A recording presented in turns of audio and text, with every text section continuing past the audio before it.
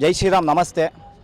ಏನು ಚಿತ್ರದುರ್ಗ ನಗರದ ಹೃದಯ ಭಾಗದಲ್ಲಿರುವ ಸಂತೆ ಮೈದಾನದ ಬಳಿ ವಿಕ್ರಮ್ ಅಂತ ಒಬ್ಬ ವಿಷ್ಣು ಸಮಾಜದ ಯುವಕನ ಮೇಲೆ ಏನು ಗಾಂಜಾ ಮತ್ತಿನಲ್ಲಿ ಅನ್ಯಕೋಮಿನ ಯುವಕರು ಮೊಬೈಲ್ ಶಾಪಿಗೆ ಬಂದಿರ್ತಾರೆ.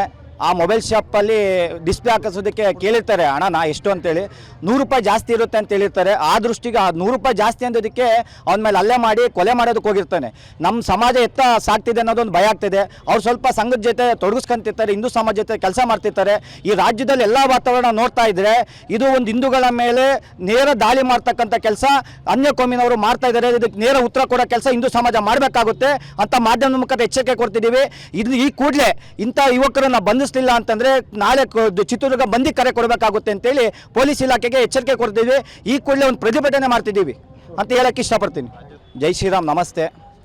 ಏನು ಚಿತ್ರದುರ್ಗ ನಗರದ ಹೃದಯ ಭಾಗದಲ್ಲಿರುವ ಸಂತೆ ಮೈದಾನದ ಬಳಿ ವಿಕ್ರಮ್ ಅಂತ ಒಬ್ಬ ವಿಷ್ಣು ಸಮಾಜದ ಯುವಕನ ಮೇಲೆ ಏನು ಗಾಂಜಾ ಮತ್ತಿನಲ್ಲಿ ಅನ್ಯಕೋಮಿನ ಯುವಕರು ಮೊಬೈಲ್ ಶಾಪಿಗೆ ಬಂದಿರ್ತಾರೆ. ಆ ಮೊಬೈಲ್ ಶಾಪಲ್ಲಿ ಡಿಸ್ಪ್ಲೇ ಹಾಕಿಸೋದಕ್ಕೆ ಕೇಳಿರ್ತಾರೆ ಹಣನ ಎಷ್ಟು ಅಂತೇಳಿ. 100 ರೂಪಾಯಿ ಜಾಸ್ತಿ ಇರುತ್ತೆ ಅಂತ ಹೇಳಿರ್ತಾರೆ. ಆ ದೃಷ್ಟಿಗೆ ಆ 100 ರೂಪಾಯಿ ಜಾಸ್ತಿ ಅಂದೋದಕ್ಕೆ ಅವನ ಮೇಲೆ ಹಲ್ಲೆ ಮಾಡಿ ಕೊಲೆ ಮಾಡೋದಕ್ಕೆ ಹೋಗಿರ್ತಾನೆ. ನಮ್ಮ ಸಮಾಜ ಎತ್ತ ಸಾಕ್ತಿದೆ ಅನ್ನೋದೊಂದು ಭಯ ಆಗ್ತಿದೆ. ಅವ್ರು ಸ್ವಲ್ಪ ಸಂಘದ ಜೊತೆ ತೊಡಗಿಸ್ಕೊಂತಿರ್ತಾರೆ, ಹಿಂದೂ ಸಮಾಜ ಜೊತೆ ಕೆಲಸ ಮಾಡ್ತಿರ್ತಾರೆ. ಈ ರಾಜ್ಯದಲ್ಲಿ ಎಲ್ಲ ವಾತಾವರಣ ನೋಡ್ತಾ ಇದ್ದರೆ ಇದು ಒಂದು ಹಿಂದೂಗಳ ಮೇಲೆ ನೇರ ದಾಳಿ ಮಾಡ್ತಕ್ಕಂಥ ಕೆಲಸ ಅನ್ಯಕೋಮಿನವರು ಮಾಡ್ತಾ ಇದ್ದಾರೆ. ಇದಕ್ಕೆ ನೇರ ಉತ್ತರ ಕೊಡೋ ಕೆಲಸ ಹಿಂದೂ ಸಮಾಜ ಮಾಡಬೇಕಾಗುತ್ತೆ ಅಂತ ಮಾಧ್ಯಮದ ಮುಖಾಂತರ ಎಚ್ಚರಿಕೆ ಕೊಡ್ತಿದ್ದೀವಿ. ಇದು ಈ ಕೂಡಲೇ ಇಂಥ ಯುವಕರನ್ನ ಬಂಧಿಸಲಿಲ್ಲ ಅಂತಂದರೆ ನಾಳೆ ಚಿತ್ರದುರ್ಗ ಬಂದಿ ಕರೆ ಕೊಡಬೇಕಾಗುತ್ತೆ ಅಂತೇಳಿ ಪೊಲೀಸ್ ಇಲಾಖೆಗೆ ಎಚ್ಚರಿಕೆ ಕೊಡ್ತಿದ್ದೀವಿ.